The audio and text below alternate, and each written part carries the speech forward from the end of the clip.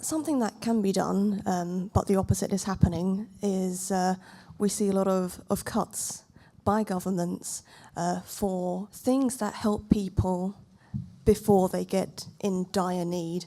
So before people become homeless, helping people when families and marriages break up, helping people that are on 0 hours contracts, helping people when housing is unaffordable and they can't even afford rent. These are the kinds of things that would help people in dire need, and governments need to pay attention to that and stop talking and do something. So we heard governance need to do something, but I think his question was different. I think his question is, what do investors need to do? There may be other people on the panel who want to answer this, but I want to tie what I said at the very beginning of my presentation to the question you're asking, because it was intended, it may not have been obvious, but it was intended to be a response to what you're asking. Really poor places in the developed world tend to be about two kinds of things. Or maybe, actually maybe three, but they all can be helped by what I began my remarks about. So A, you've got just chronic unemployment, right? You've got areas where they just have really high unemployment for all kinds of reasons, lost industries, failure to invest in public goods, a whole bunch of reasons. Secondly, you've got homelessness and substance abuse and mental illness. But those things are indirectly the consequence, tend to be the consequence of economic devastation and high unemployment. I mean, not everybody who's mentally ill is that way because of economic deprivation, but it sure doesn't help. And then thirdly, you've got issues essentially of racism, right? You've got groups of folks who've just been excluded. The reality is that if you run a tight labor market, if you run a high growth, high employment economy, that all those problems are helped. And in addition, there are public resources to address the problems that aren't helped in ways that there aren't when you run a soft labor market. There's been a lot of research by the US Federal Reserve recently into the fact that you get to run the labor market tight enough and you have demand for employment high enough that employers forget they're racist.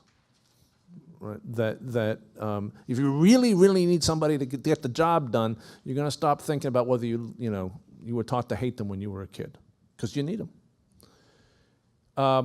So the first point I made, which was that investors, diversified pension fund fiduciaries, have an obligation to look at this question of economic growth and whether or not labor markets are being run tight or soft.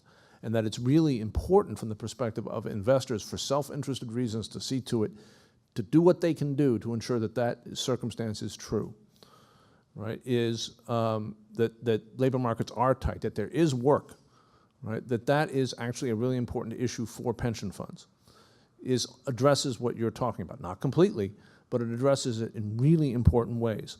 And that the persistence of high poverty rates and huge racial differentials in the United States over the last 30 years, and in fact they're worsening in many areas, is the consequence of public policy decisions to run soft labor markets where mass unemployment is a persistent fact, right? Now, it looks like a pro-business decision, right? Because in a soft labor market, employers can pay cheap wages, but it's not really. It's not really a pro-business decision because what it means is low growth. And low growth is bad for investors and bad for businesses. Right? You want a high wage, high growth environment.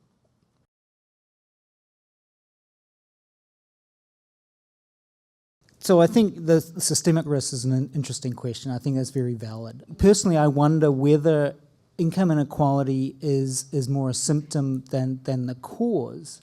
And if we look at countries where we have widespread corruption, for example, corruption basically ensures that the poorest of the poor will stay poor and the richest of the rich will stay rich. Income inequality may be a symptom of sort of deeper issues within a society or an economy. So you may want to address those other issues rather than just focusing on income inequality, because if you address other issues, then the benefits may flow widely through the economy. Damon, you had some thoughts? I was involved in the oversight of the rescue of the American banks the TARP program. And so spent a lot of time in rooms listening to people talk about systemic risk. And I unavoidably, when I hear that term, I unavoidably see it through the prism of the financial system. All right. What I've said on this panel, I think, is in many respects, in part, a brief for the notion that that economic inequality is and by economic inequality, I want to be a little more precise. I do not mean by that the fact that there are poor people. In even the most egalitarian societies that have existed in the history of humanity, there have been some poor people. I mean a dynamic in which the bulk of the returns to economic activity are flowing to a handful of people, and increasingly doing so. So the rising income and wealth share of the 1% or the top 10%. The disconnect in economic circumstances and economic directionality of economic elites from the larger population. Right? This is, this has been amply documented in the United States, and it is a growing phenomenon worldwide. And I believe it is in front of our eyes generating not just systemic risk, but systemic instability. And systemic in the sense of the economic system and the political system. The underlying foundations of democratic market economies, right? Something so profoundly dangerous that frankly, in terms of its potential outcomes, on the downside, it dwarfs the Stern Report on climate. Right?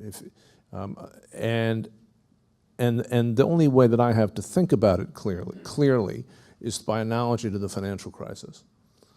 Right. So in the financial crisis, the best estimates are that approximately $60 trillion of wealth was lost.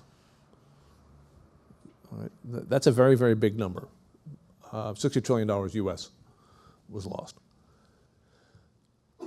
That crisis was generated within a US financial system that was fairly highly concentrated, and at the time the crisis actually broke, and in the years that immediately followed it, was extraordinarily concentrated. So that from an investor perspective, you're interested in systemic risk generated by the US financial system, which maybe you ought to be. You're really actually talking about the oversight of a handful of institutions. I mean, 6 actually. There are 6 clearly systemically significant institutions in the US economy from a financial market perspective. That is easily within the ability of either an individual large pension fund or a group of large pension funds to engage in a dialogue with about, are you people threatening to wreck the world economy again?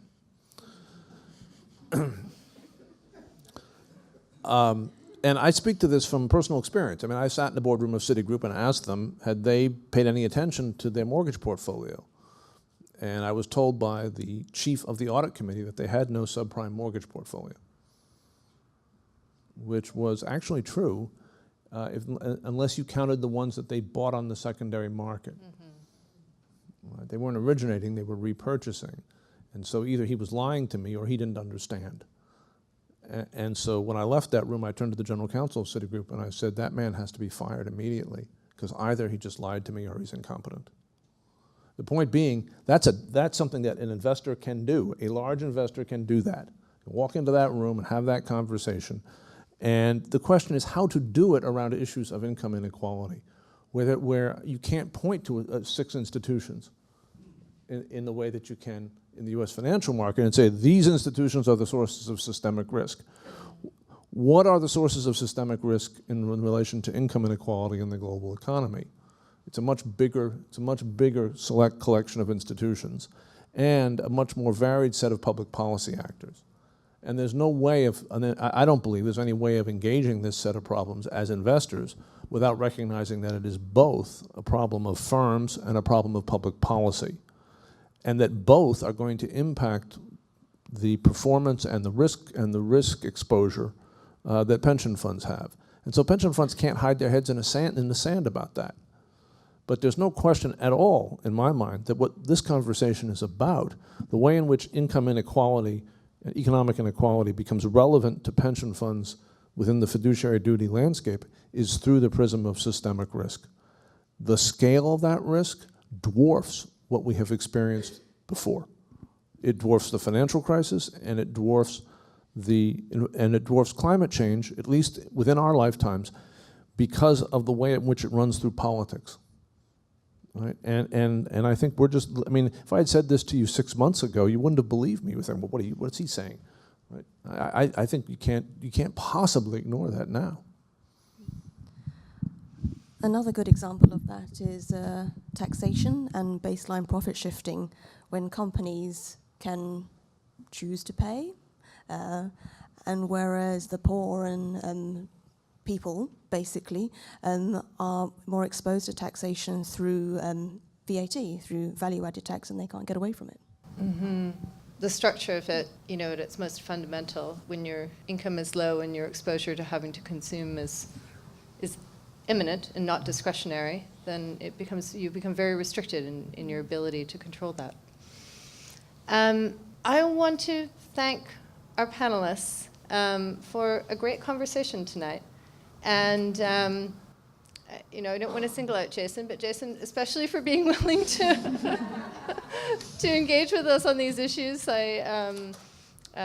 know, I have a lot of respect for the work that you're doing internally within your organization to try and move these ideas forward. So thank you, everyone. Damon, you've traveled very well. In fact, we have Catherine and Lisa have traveled even further. So thank you very much. And Shannon, what you don't realize, has traveled from Chile. So we've got a very international panel for you tonight. I thank you all for coming on a Thursday night and joining us. And every year that we hold this, I'm delighted to see 120 people come out to share in these conversations. It's just the most amazing and wonderful thing. So thank you very, very much.